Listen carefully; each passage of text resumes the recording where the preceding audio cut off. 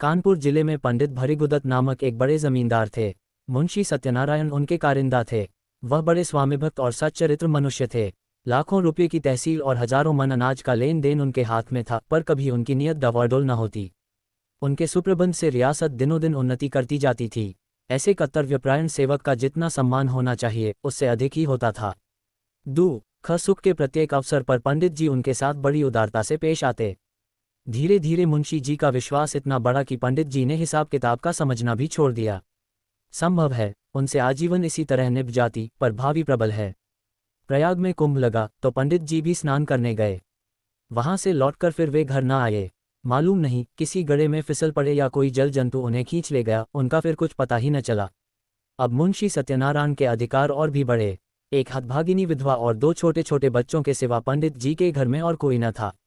अंत्येष्टि क्रिया से निवृत्त होकर एक दिन शोकातुर पंडिताइन ने उन्हें बुलाया और रोकर कहा, लाला, पंडित जी हमें मंझधार में छोड़कर सुरपुर को सिधर गए। अब ये नया तुम ही पार लगाओगे तो लग सकती है। ये सब खेती तुम्हारी लगाई हुई है, इसे तुम्हारे ही ऊपर छोड़ती हूँ। ये तुम्हारे बच्चे हैं, इन्हें अपनाओ। जब तक मालिक जिए तुम्हें अपना भाई समझते रहे। मुझे विश्वास है कि तुम उसी तरह इस भार को संभाले रहोगे। सत्यनारायण ने रोते हुए जवाब दिया, भाभी भैया क्या उठ गए, मेरे तो भाग्य ही फूट गए, नहीं तो मुझे आदमी बना देते। मैं उन्हीं का नमक खाकर जिया हूं और उन्हीं की चाकरी में मरूंगा भी। आप धीरज रखें, किसी प्रकार की चिंता न करें। मैं जीते जी आपकी सेवा से मुंह न मोड़ूंगा। आप केवल इतना कीजिएगा कि मैं जिस किसी की शिकायत करूं उसे डॉट दीजिएगा, नहीं तो ये लोग सिर चढ़ जाएंगे। 2 इस घटना के बाद कई वर्षों तक मुंशी जी ने रियासत को संभाला। वह अपने काम में बड़े कुशल थे। कभी एक कौड़ी का भी बल नहीं पड़ा। सारे जिले में उनका सम्मान होने लगा। लोग पंडित जी को भूल सा गए। दरबारों और कमेटियों में वे सम्मिलित होते। जिले के अधिकारी उन्हीं को जमींदार समझते। अन्य रईसों में उनका आदर था, पर मान पृथ्वी की महंगी वस्तु है। और भानुकुंवरी अन्य स्त्रियों के सदृश पैसे को खूब पकड़ती। वह मनुष्य की मनोवृत्तियों से परिचित न थी। पंडित जी हमेशा लाला जी को इनाम इकराम देते रहते थे। वे जानते थे कि ज्ञान के बाद ईमान का दूसरा स्तंभ अपनी सुरक्षा है। इसके सिवा वे खुद भी कभी कागजों की जांच कर लिया करते थे। नामात्र ही को सही, पर इस निगरानी का डर जरूर बना रहता था, क्योंकि ईमान का सबसे बड़ा शत्रु अवसर है। भानुकुंवरी इन बातों को जानती न थी। अतएव अवसर तथा धनाभाव जैसे प्रबल शत्रुओं के पंजे में पड़कर मुंशी जी का ईमान कैसे बेदाग बचता। कानपुर शहर से मिला हुआ, ठीक गंगा के किनारे, एक बहुत आज़ाद और उपजाऊ गांव था। पंडित जी इस गांव को लेकर नदी किनारे पक्का घाट, मंदिर, बाग, मकान आदि बनवाना चाहते थे, पर उनकी यह कामना सफल न हो सकी। संयोग से अब ये गांव बिकने लगा। उनके जमींदार एक ठाकुर साहब थे। किसी फौजदारी के मामले में फंसे हुए थे। मुकदमा लड़ने के लिए रुपये की चाह थी। मुंशी जी ने कचहरी में ये समाचार सुना। चटपट मोल तोल हुआ। दोनों तरफ गरज थी। सौदा पटने में देर न लगी। बैनामा लिखा गया। रजिस्ट्री हुई। रुपये मौजूद न थे, पर शहर में साख थी। एक महाजन के यहाँ से 30,000 रुपये मंगवाए गए और ठाकुर साहब को नजर किए गए। हाँ, कामकाज की आसानी के ख्याल से ये सब लिखा पड़ी मुंशी जी ने अपने ही नाम की, क्योंकि मालिक के लड़के अभी नाबालिग थे। उनके नाम से लेने में बहुत झंझट होती और विलंब होने से शिकार हाथ से निकल जाता। मुंशी जी बैनामा लिए असीम आनंद में मग्न। भानुकुंवरी के पास आए, पर्दा कराया और यह शुभ समाचार सुनाया। भानुकुंवरी ने सजल नेत्रों से उनको धन्यवाद दिया। पंडित जी के नाम पर मंदिर और घाट बनवाने का इरादा पक्का हो गया। मुंशी जी दूसरे ही दिन उस गांव में आए। आसामी नजराने लेकर नए स्वामी के स्वागत को हाजिर हुए। शहर के रईसों की दावत हुई। लोगों के नावों पर बैठकर गंगा की खूब सैर की। मंदिर आदि बनवाने के लिए आबादी से हटकर रमणीक स्थान चुना गया। 3 यद्यपि इस गांव को अपने नाम लेते समय मुंशी जी के मन में कपट का भाव न था, तथापि 2-4 दिन में ही उनका अंकुर जम गया और धीरे धीरे बढ़ने लगा। मुंशी जी इस गांव के आय व्यय का हिसाब अलग रखते और अपने स्वामिनों को उसका ब्यौरो समझाने की जरूरत न समझते। भानुकुंवरी इन बातों में दखल देना उचित न समझती थी, पर दूसरे कारिंदों से बातें सुन सुनकर उसे शंका होती थी कि कहीं मुंशी जी दगा तो न देंगे। अपने मन का भाव मुंशी से छिपाती थी, इस ख्याल से कि कहीं कारिंदों ने उन्हें हानि पहुंचाने के लिए ये षड्यंत्र न रचा हो। इस तरह कई साल गुजर गए। अब उस कपट के अंकुर ने वृक्ष का रूप धारण किया। भानुकुंवरी को मुंशी जी के उस मार्ग के लक्षण दिखाई देने लगे। उधर मुंशी जी के मन ने कानून से नीति पर विजय पाए। उन्होंने अपने मन में फैसला किया कि गांव मेरा है। हाँ, मैं भानुकुंवरी का 30,000 का ऋणी अवश्य हूँ। वे बहुत करेंगी तो अपने रुपये ले लेंगी और क्या कर सकती हैं। मगर दोनों तरफ यह आग अंदर ही अंदर सुलगती रही। मुंशी जी अस्त्र सज्जित होकर आक्रमण के इंतजार में थे और भानुकुंवरी इसके लिए अवसर ढूंढ रही थी। एक दिन उसने साहस करके मुंशी जी को अंदर बुलाया और कहा, लाला जी, बरगदा के मंदिर का काम कब से लगवाइएगा? उसे लिए 8 साल हो गए, अब काम लग जाए तो अच्छा हो। जिंदगी का कौन ठिकाना है, जो काम करना है उसे कर ही डालना चाहिए। इस ढंग से इस विषय को उठाकर भानुकुँवरी ने अपनी चतुराई का अच्छा परिचय दिया। मुंशी जी भी दिल में इसके कायल हो गए। जरा सोचकर बोले, इरादा तो मेरा कई बार हुआ, पर मौके की जमीन नहीं मिलती। गंगातट की जमीन असामियों के जोत में है और वे किसी तरह छोड़ने पर राजी नहीं। भानुकुँवरी, ये बात तो आज मुझे मालूम हुई। 8 साल हुए, इस गौ के विषय में आपने कभी भूल कर भी दी तो चर्चा नहीं की। मालूम नहीं कितनी तहसील है, क्या मुनाफा है, कैसा गौ है, कुछ सीर होती है या नहीं। जो कुछ करते हैं आप ही करते हैं और करेंगे, पर मुझे भी तो मालूम होना चाहिए। मुंशी जी संभल उठे। उन्हें मालूम हो गया कि इस चतुर स्त्री से बाजी ले जाना मुश्किल है। गौ लेना ही है तो अब क्या डर। खुलकर बोले, आपको इससे कोई सरोकार न था, इसलिए मैंने व्यर्थ कष्ट देना मुनासिब न समझा। भानुकुँवरी के हृदय में कुठार सा लगा। पर्दे से निकल आई और मुंशी जी की तरफ तेज आंखों से देखकर बोली, आप क्या कहते हैं? आपने गौ मेरे लिए लिया था या आपने लिए? रुपये मैंने दिए या आपने? उस पर जो खर्च पड़ा वह मेरा था या आपका? मेरी समझ में नहीं आता कि आप कैसी बातें करते हैं। मुंशी जी ने सावधानी से जवाब दिया, ये तो आप जानती हैं कि गौ हमारे नाम से बसा हुआ है। रुपया जरूर आपका लगा, पर मैं उसका देनदार हूँ। रहा तहसील वसूल का खर्च, ये सब मैंने अपने पास से दिया है। उसका हिसाब किताब, आय व्यय सब रखता गया हूँ। भानुकुँवरी ने क्रोध से कांपते हुए कहा, इस कपट का फल आपको अवश्य मिलेगा। आप इस निर्दयता से मेरे बच्चों का गला नहीं काट सकते। मुझे नहीं मालूम था कि आपने हृदय में छुरी छिपा रखी है, नहीं तो यह नौबत ही क्यों आती। खैर, अब से मेरी रोकड़ और बही खाता आप कुछ न छुएं। मेरा जो कुछ होगा ले लूंगी। जाए, एकांत में बैठकर सोचिए। पाप से किसी का भला नहीं होता। तुम समझते होगे कि बालक अनाथ हैं, इनकी संपत्ति हजम कर लूंगा। इस भूल में न रहना, मैं तुम्हारे घर की ईद तक बिकवा लूंगी। ये कहकर भानुकुँवरी फिर पर्दे की आड़ में आ बैठी और रोने लगी। स्त्रियां क्रोध के बाद किसी न किसी बहाने रोया करती हैं। लाला साहब को कोई जवाब न सूझा। यहाँ से उठाए और दफ्तर जाकर कागज उलट पलट करने लगे, पर भानुकुँवरी भी उनके पीछे पीछे दफ्तर में पहुंची और दौड़कर बोली, मेरा कोई कागज मत छूना, नहीं तो बुरा होगा। तुम विषैले सांप हो, मैं तुम्हारा मुंह नहीं देखना चाहती। मुंशी जी कागजों में कुछ काट छांट करना चाहते थे, पर विवश हो गए। खजाने की कुंजी निकाल कर फेंक दी, बही खाते पटक दिए, किवाड़ धड़ाके से बंद किए और हवा की तरह सन से निकल गए। कपट में हाथ तो डाला, पर कपट मंत्र न जाना। दूसरे कारिंदों ने ये कैफियत सुनी तो फूले न समाये। मुंशी जी के सामने उनकी दाल न गलने पाती। भानुकुँवरी के पास आकर वे आग पर तेल छिड़कने लगे। सब लोग इस विषय में सहमत थे कि मुंशी सत्यनारायण ने विश्वासघात किया है। मालिक का नमक उनकी हड्डियों से फूट फूट कर निकलेगा। दोनों ओर से मुकदमेबाजी की तैयारियां होने लगीं। एक तरफ न्याय का शरीर था, दूसरी ओर न्याय की आत्मा। प्रकृति का पुरुष से लड़ने का साहस हुआ। भानुकुँवरी ने लाला छक्कन लाल से पूछा, हमारा वकील कौन है? छक्कन लाल ने इधर उधर झोंक कर कहा, वकील तो सेठ जी हैं, पर सत्यनारायण ने उन्हें पहले गौठ रखा होगा। इस मुकदमे के लिए बड़े होशियार वकील की जरूरत है। मेहरा बाबू की आजकल खूब चल रही है। हाकिम की कलम पकड़ लेते हैं, बोलते हैं तो जैसे मोटर कार छूट जाती है सरकार। और क्या कहें, कई आदमियों को फांसी से उतार लिया है, उनके सामने कोई वकील जबान तो खोल नहीं सकता। सरकार कहें तो वही कर लिए जाया। छक्कन लाल की अत्युक्ति से संदेह पैदा कर लिया। भानुकुँवरी ने कहा, नहीं, पहले सेठ जी से पूछ लिया जाए, उसके बाद देखा जाएगा। आप जाए, उन्हें बुला लाइए। छक्कन लाल अपनी तकदीर को ठोंकते हुए सेठ जी के पास गए। सेठ जी पंडित भृगुदत्त के जीवन काल से ही उनका कानून संबंधी सब काम किया करते थे। मुकदमे का हाल सुना तो सन्नाटे में आ गए। सत्यनारायण को ये बड़ा नेकनियत आदमी समझते थे। उनके पतन से बड़ा खेद हुआ।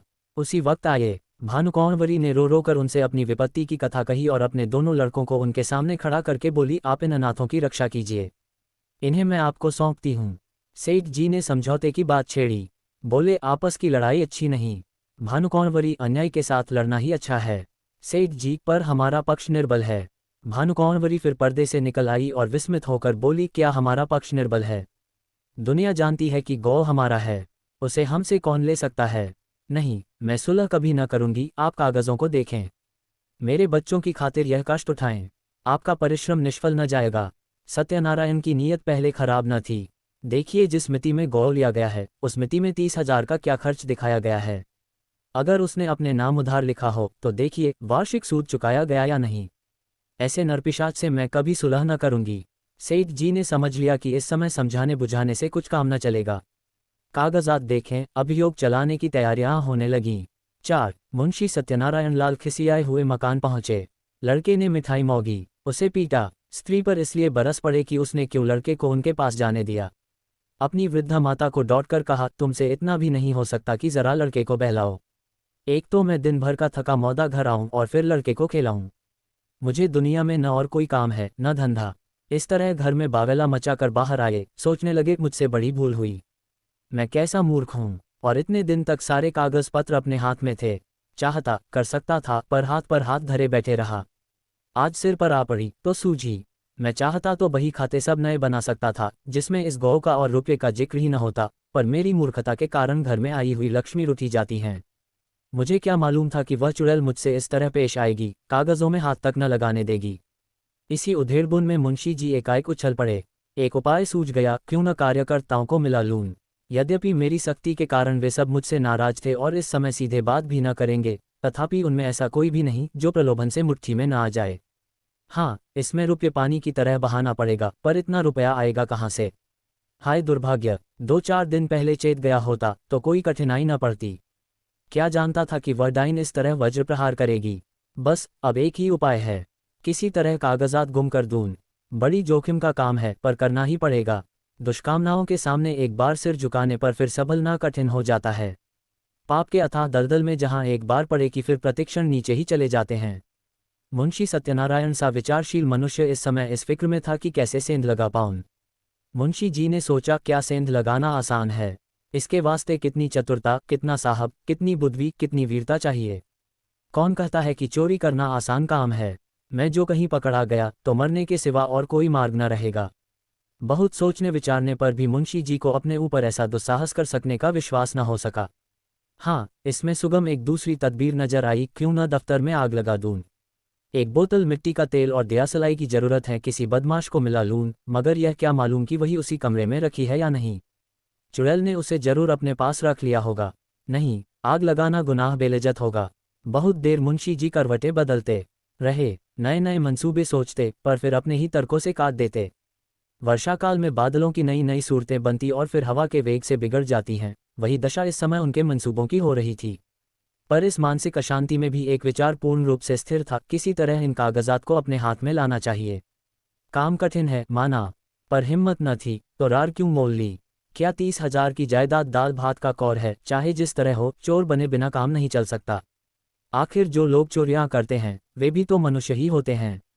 बस एक छलौन का काम है। अगर पार हो गए तो राज करेंगे, गिर पड़े तो जान से हाथ धोएंगे। 5 रात के 10 बज गए। मुंशी सत्यनारायण कुंजियों का एक गुच्छा कमर में दबाए घर से बाहर निकले। द्वार पर थोड़ा सा पुआल रखा हुआ था, उसे देखते ही वे चौंक पड़े। मारे डर के छाती धड़कने लगी। जान पड़ा कि कोई छिपा बैठा है। कदम रुक गए, पुआल की तरफ ध्यान से देखा, उसमें बिल्कुल हरकत न हुई। तब हिम्मत बांधी, आगे बढ़े और मन को समझाने लगे, मैं कैसा बौखल हूँ।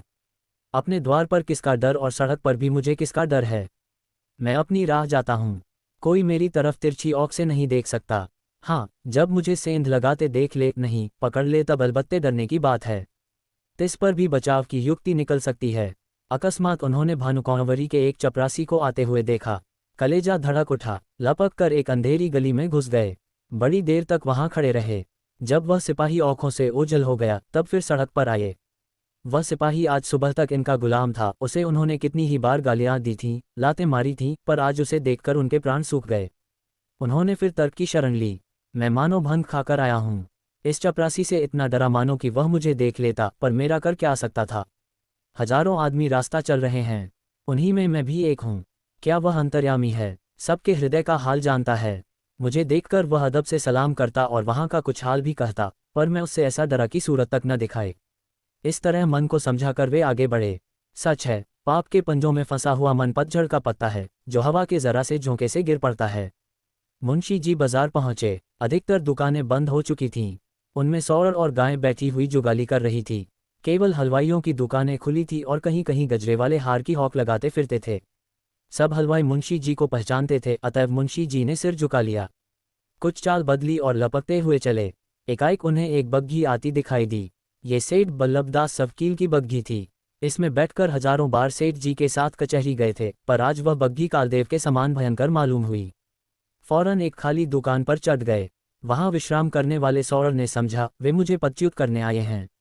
माथा झुकाए फुकारता हुआ उठ बैठा, पर इसी बीच में बग्घी निकल गई और मुंशी जी की जान में जान आई। अब कि उन्होंने तर्क का आश्रय न लिया, समझ गए कि इस समय इससे कोई लाभ नहीं। खैरियत ये हुई कि वकील ने देखा नहीं। यह एक भाग है, मेरे चेहरे से तार जाता। कुछ विद्वानों का कथन है कि मनुष्य की स्वाभाविक प्रवृत्ति पाप की ओर होती है, पर यह कोरा अनुमान ही अनुमान है, अनुभव सिद्ध बात नहीं। सच बात तो यह है कि मनुष्य स्वभावत पाप भीरू होता है और हम प्रत्यक्ष देख रहे हैं कि पाप से उसे कैसी घृणा होती है। एक फरलांग आगे चलकर मुंशी जी को एक गली मिली। वह भानुकौंवरी के घर का एक रास्ता था। धुंधली सी लालटेन जल रही थी। जैसा मुंशी जी ने अनुमान किया था, पहरेदार का पता न था। अस्तबल में चमारों के यहाँ नाच हो रहा था।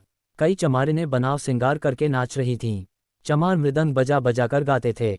नाही घरे श्याम घेरी आए बदरा, सोवत रहूं सपन एक देखेऊं रामा, खुली गई नींद धड़क गए कजरा। नाही घरे श्याम घेरी आए बदरा। दोनों पहरेदार वही तमाशा देख रहे थे। मुंशी जी दबे पांव लालटेन के पास गए और जिस तरह बिल्ली चूहे पर झपटती है, उसी तरह उन्होंने झपट कर लालटेन को बुझा दिया। एक पड़ाव पूरा हो गया, पर वे उस कार्य को जितना दुष्कर समझते थे उतना न जान पड़ा। हृदय कुछ मजबूत हुआ। दफ्तर के बरामदे में पहुंचे और खूब कान लगाकर आहट ली। चारों ओर सन्नाटा छाया हुआ था। केवल चमारों का कोलाहल सुनाई देता था। इस समय मुंशी जी के दिल में धड़कन थी, पर सिर धम धम कर रहा था। हाथ पांव कांप रहे थे। सांस बड़े वेग से चल रही थी। शरीर का एक एक रोम, औख और कान बना हुआ था। वे सजीवता की मूर्ति हो रहे थे। उनमें जितना पौरुष, जितनी चपलता, जितना साहस, जितनी चेतना, जितनी बुद्धि, जितना औसान था, वे सब इस वक्त सजग और सचेत होकर इच्छा शक्ति की सहायता कर रहे थे। दफ्तर के दरवाजे पर वही पुराना ताला लगा हुआ था। इसकी कुंजी आज बहुत तलाश करके वे बाजार से लाए थे।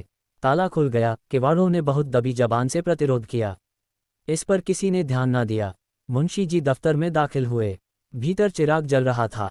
मुंशी जी को देखकर उसने एक दफे सिर हिलाया, मानो उन्हें भीतर आने से रोका। मुंशी जी के पैर थर थर कांप रहे थे। एड़ियां जमीन से उछली पड़ती थीं। पाप का बोझ उन्हें असह्य था। पल भर में मुंशी जी ने बहियों को उल्टा पलटा। लिखावट उनकी आंखों में तैर रही थी। इतना अवकाश कहाँ था कि जरूरी कागजात छांट लेते। उन्होंने सारी बहियों को समेटकर एक गट्ठर बनाया और सिर पर रखकर तीर के समान कमरे के बाहर निकल आए। उस पाप की गठरी को लादे हुए वह अंधेरी गली से गायब हो गए। तंग, अंधेरी, दुर्गंधपूर्ण कीचड़ से भरी हुई गलियों में वे नंगे पांव, स्वार्थ, लोभ और कपट का बोझ लिए चले जाते थे। मानो पापमय आत्मा नरक की नालियों में बही चली जाती थी। बहुत दूर तक भटकने के बाद वे गंगा किनारे पहुंचे। जिस तरह कलुषित हृदयों में कहीं कहीं धर्म का धुंधला प्रकाश रहता है, उसी तरह नदी की काली सतह पर तारे झिलमिला रहे थे। तट पर कई साधु धूनी जमाए पड़े थे। ज्ञान की ज्वाला मन की जगह बाहर दहक रही थी। मुंशी जी ने अपना गट्ठर उतारा और चादर से खूब मजबूत बांधकर बलपूर्वक नदी में फेंक दिया। सोती हुई लहरों में कुछ हलचल हुई और फिर सन्नाटा हो गया। 6. मुंशी सत्यनारायण लाल के घर में 2 स्त्रियां थीं, माता और पत्नी। वे दोनों अशिक्षिता थीं। इस पर भी मुंशी जी को गंगा में डूब मरने या कहीं भाग जाने की जरूरत न होती थी। न वे बॉडी पहनती थी, न मोजे जूते, न हारमोनियम पर गा सकती थी। यहाँ तक कि उन्हें साबुन लगाना भी न आता था। हेपिन, ब्रोचेज, जैकेट आदि परमावश्यक चीजों का तो नाम ही नहीं सुना था। बहू में आत्मसम्मान जरा भी नहीं था, न सास में आत्मगौरव का जोश। बहू अब तक सास की घुड़कियां भीगी बिल्ली की तरह सह लेती थी। हाँ मूर्खे। सास को बच्चे के नहलाने धुलाने, यहाँ तक कि घर में झाड़ू देने से भी घृणा न थी। हाँ ज्ञानांधे। बहू स्त्री क्या थी? मिट्टी का लोंदा थी। एक पैसे की जरूरत होती तो सास से मांगती। सारांश ये कि दोनों स्त्रियां अपने अधिकारों से बेखबर, अंधकार में पड़ी हुई पशुवत जीवन व्यतीत करती थीं। ऐसी फूहड़ थी कि रोटियां भी अपने हाथों से बना लेती थी। कंजूसी के मारे दालमोट, समोसे कभी बाजार से न मंगाती। आगरे वाले की दुकान की चीजें खाई होती तो उनका मजा जानती। बुढ़िया खूसट दवा दर्पण भी जानती थी। बैठी बैठी घास पात कूटा करती। मुंशी जी ने माँ के पास जाकर कहा, अम्मा अब क्या होगा? भानुकौंवरी ने मुझे जवाब दे दिया। माता ने घबरा कर पूछा, जवाब दे दिया? मुंशी, हाँ बिल्कुल बेकसूर। माता, क्या बात हुई? भानुकौंवरी का मिजाज तो ऐसा न था। मुंशी, बात कुछ न थी। मैंने अपने नाम से जो गौ लिया था उसे मैंने अपने अधिकार में कर लिया। कल मुझसे और उनसे साफ साफ बातें हुई। मैंने कह दिया कि गौ मेरा है, मैंने अपने नाम से लिया है, उसमें तुम्हारा कोई इजारा नहीं। बस बिगड़ गई, जो मुंह में आया बकती रहीं। उसी वक्त मुझे निकाल दिया और धमका कर कहा, मैं तुमसे लड़कर अपना गौ ले लूंगी। अब आज ही उनकी तरफ से मेरे ऊपर मुकदमा दायर होगा, मगर इससे होता क्या है? गौ मेरा है, उस पर मेरा कब्जा है। एक नहीं 1000 मुकदमे चलाएं, डिग्री मेरी होगी। माता ने बहू की तरफ मर्मांतक दृष्टि से देखा और बोली, क्यों भैया? वह गौ लिया तो था तुमने उन्हीं के रुपये से और उन्हीं के वास्ते। मुंशी, लिया था तब लिया था। अब मुझसे ऐसा आबाद और मालदार गौ नहीं छोड़ा जाता। वह मेरा कुछ नहीं कर सकती, मुझसे अपना रुपया भी नहीं ले सकती। 150 गौ तो हैं, तब भी हवस नहीं मानती। माना बेटा, किसी के धन ज्यादा होता है तो वह उसे फेंक थोड़े ही देता है। तुमने अपनी नीयत बिगाड़ी, यह अच्छा काम नहीं किया। दुनिया तुम्हें क्या कहेगी, और दुनिया चाहे कहे या न कहे, तुमको भला ऐसा करना चाहिए कि जिसकी गोद में इतने दिन पले, जिसका इतने दिनों तक नमक खाया, अब उसी से दगा करो। नारायण ने तुम्हें क्या नहीं दिया? मजे से खाते हो, पहनते हो, घर में नारायण का दिया 4 पैसा है, बाल बच्चे हैं, और क्या चाहिए? मेरा कहना मानो, इस कलंक का टीका अपने माथे न लगाओ। यह अपजस मत लो, बरकत अपनी कमाई में होती है, हराम की कौड़ी कभी नहीं फलती। मुंशी, ऐसी बातें बहुत सुन चुका हूँ। दुनिया उन पर चलने लगे तो सारे काम बंद हो जाएं। मैंने इतने दिनों इनकी सेवा की, मेरी ही बदौलत ऐसे ऐसे 4-5 गौ बढ़ गए। जब तक पंडित जी थे मेरी नीयत का मान था, मुझे औख में धूल डालने की जरूरत न थी, वे आप ही मेरी खातिर कर दिया करते थे। उन्हें मरे 8 साल हो गए, मगर मुसम्मात के एक बीड़े पान की कसम खाता हूँ, मेरी जात से उनको हजारों रुपये मासिक की बचत होती थी। क्या उनको इतनी भी समझ न थी कि यह बेचारा जो इतनी ईमानदारी से मेरा काम करता है, इस नफ़े में कुछ उसे भी मिलना चाहिए। ये कहकर न दो, इनाम कहकर दो, किसी तरह दो तो, मगर वे तो समझती थी कि मैंने इसे 20 रुपये महीने पर मोल ले लिया है। मैंने 8 साल तक सब किया, अब क्या इसी 20 रुपये में गुलामी करता रहूं और अपने बच्चों को दूसरों का मुंह ताकने के लिए छोड़ जाऊं? अब मुझे यह अवसर मिला है, इसे क्यों छोड़ूं? जमींदारी की लालसा लिए हुए क्यों मरूं? जब तक जीऊंगा खुद खाऊंगा, मेरे पीछे मेरे बच्चे चैन उड़ाएंगे। माता की आंखों में आंसू भर आए। बोली, बेटा, मैंने तुम्हारे मुंह से ऐसी बातें कभी नहीं सुनी थी, तुम्हें क्या हो गया है? तुम्हारे आगे बाल बच्चे हैं, आग में हाथ न डालो। बहू ने सास की ओर देखकर कहा, हमको ऐसा धन न चाहिए, हम अपनी दाल रोटी में मगन हैं। मुंशी, अच्छी बात है, तुम लोग रोटी दाल खाना, गाढ़ा पहनना, मुझे अब हलवे पूरी की इच्छा है। माता, यह अधर्म मुझसे न देखा जाएगा, मैं गंगा में डूब मरूंगी। पत्नी, तुम्हें ये सब कोयटा बोना है तो मुझे मायके पहुंचा दो, मैं अपने बच्चों को लेकर इस घर में न रहूंगी। मुंशी ने झुंझला कर कहा, तुम लोगों की बुद्धि तो भौंद खा गई है। लाखों सरकारी नौकर रात दिन दूसरों का गला दबा दबा कर रिश्वतें लेते हैं और चैन करते हैं। न उनके बाल बच्चों ही को कुछ होता है, न उन्हीं को हैजा पकड़ता है। अधर्म उनको क्यों नहीं खा जाता जो मुझी को खा जाएगा? मैंने तो सत्यवादियों को सदा दुख झेलते ही देखा है। मैंने जो कुछ किया है सुख लूटूंगा, तुम्हारे मन में जो आए करो। प्रातःकाल दफ्तर खुला तो कागजात सब गायब थे। मुंशी छक्कनलाल बौखलाए से घर में गए और मालकिन से पूछा, कागजात आपने उठवा लिए हैं? भानुकौनवरी ने कहा, मुझे क्या खबर, जहां आपने रखे होंगे वहीं होंगे। फिर सारे घर में खलबली पड़ गई, पहरेदारों पर मार पड़ने लगी। भानुकौनवरी को तुरंत मुंशी सत्यनारायण पर संदेह हुआ, मगर उनकी समझ में छक्कनलाल की सहायता के बिना ये काम होना असंभव था। पुलिस में रपट हुई, एक ओझा नाम निकालने के लिए बुलाया गया। मौलवी साहब ने कुर फेंका। ओझा ने बताया, ये किसी पुराने बैरी का काम है। मौलवी साहब ने फरमाया, किसी घर के भेदिये ने ये हरकत की है। शाम तक ये दौड़ धूप रही, फिर यह सलाह होने लगी कि इन कागजातों के बगैर मुकदमा कैसे चले। पक्ष तो पहले से ही निर्बल था, जो कुछ बल था वह इसी बही खाते का था।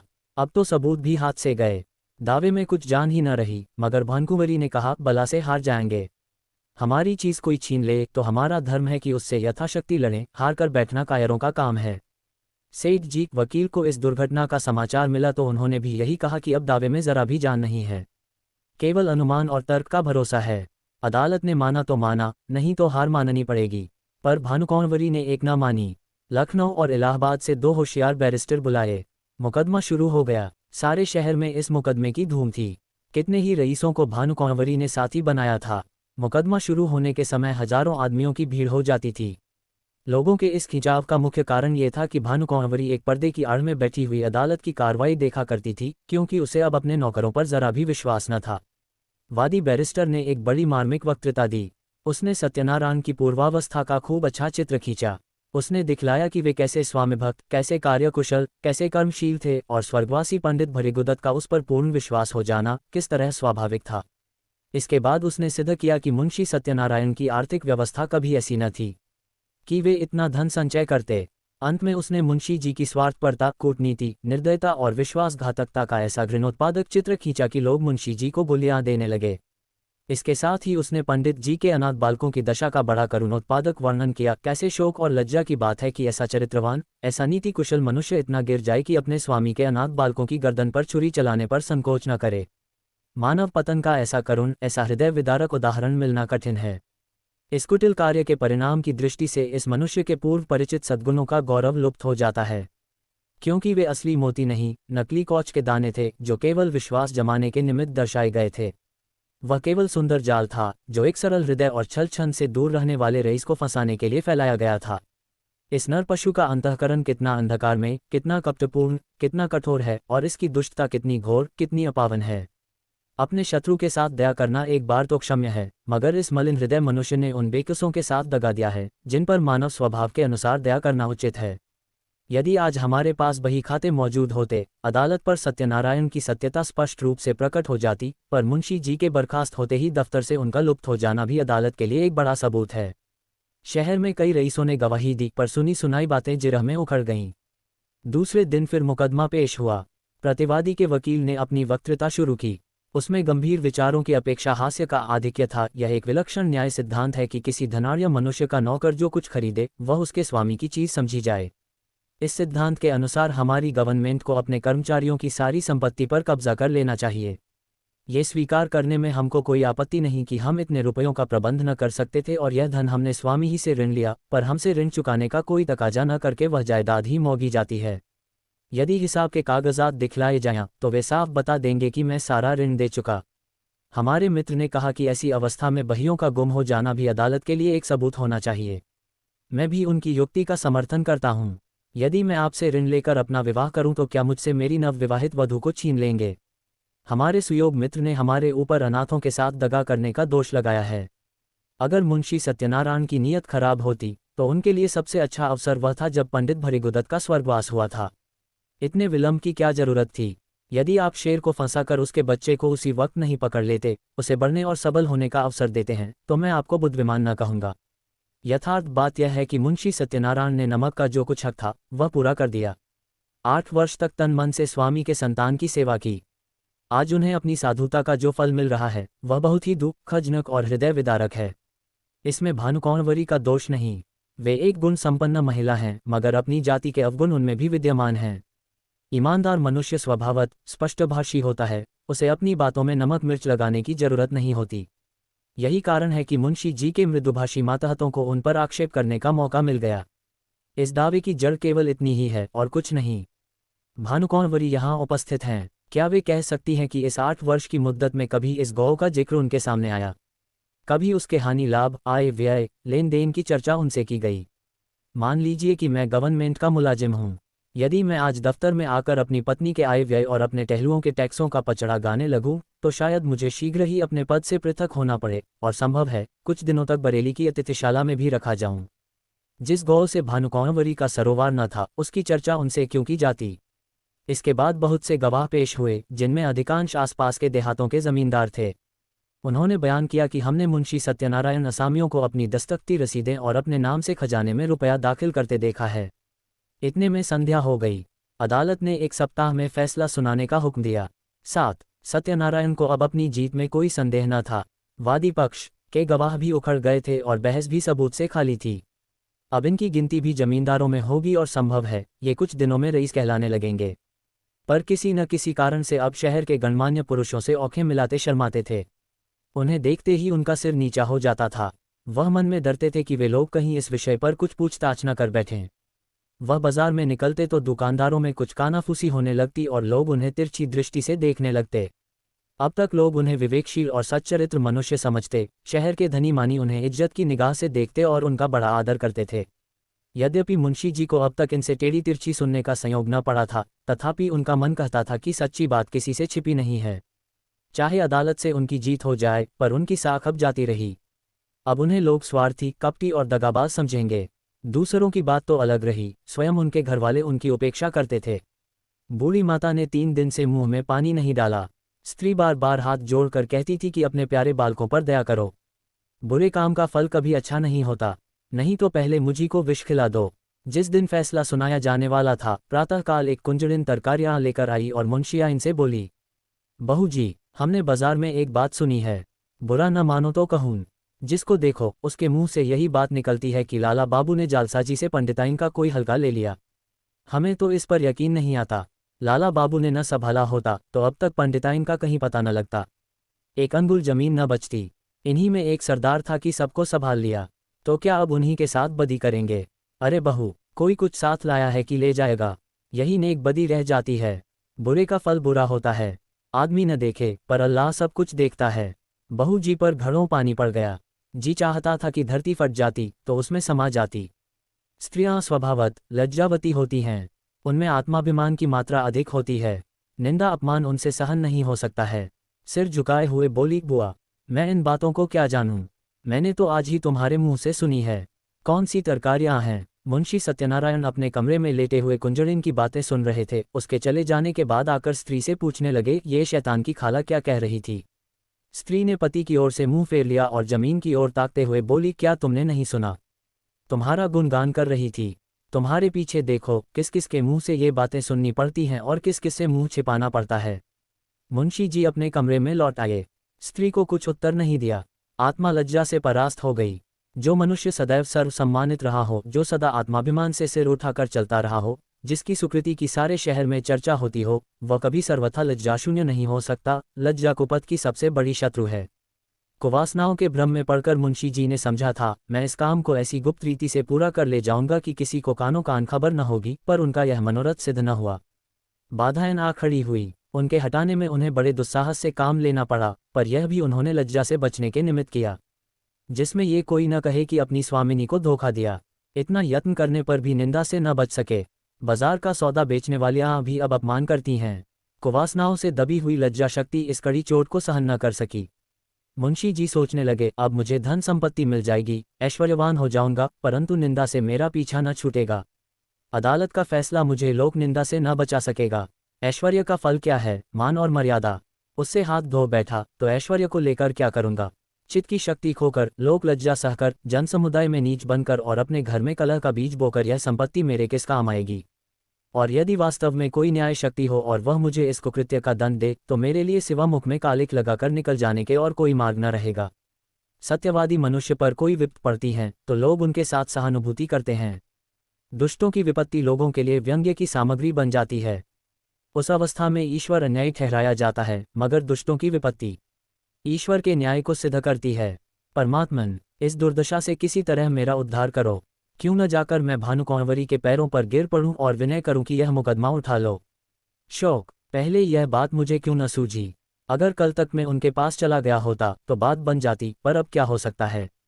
आज तो फैसला सुनाया जाएगा।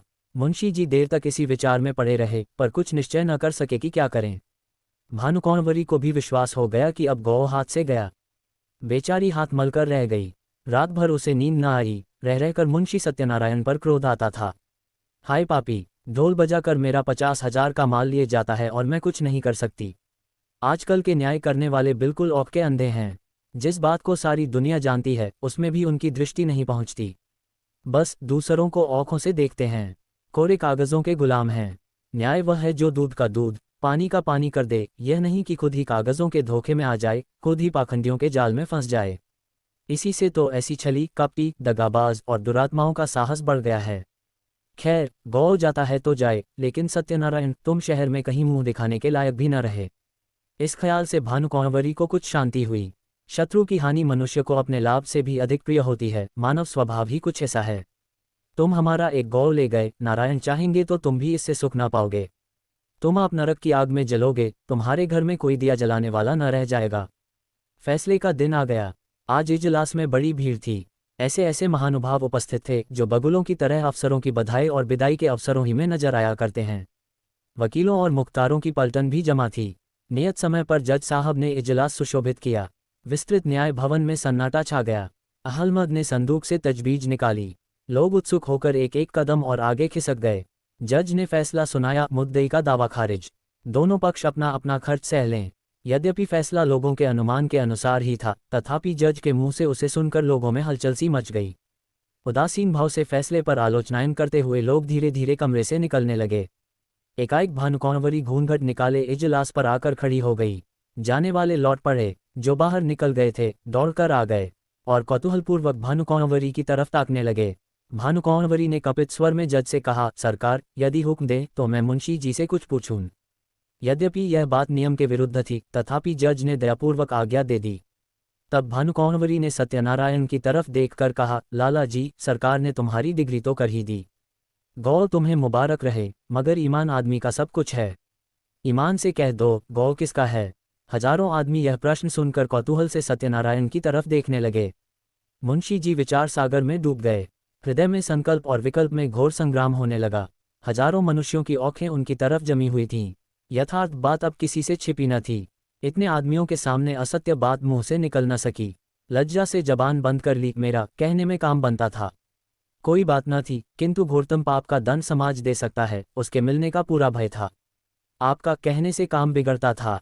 जीती जिताई बाजी हाथ से निकली जाती थी। सर्वोत्कृष्ट काम के लिए समाज से जो इनाम मिल सकता है, उसके मिलने की पूरी आशा थी। आशा के भय को जीत लिया।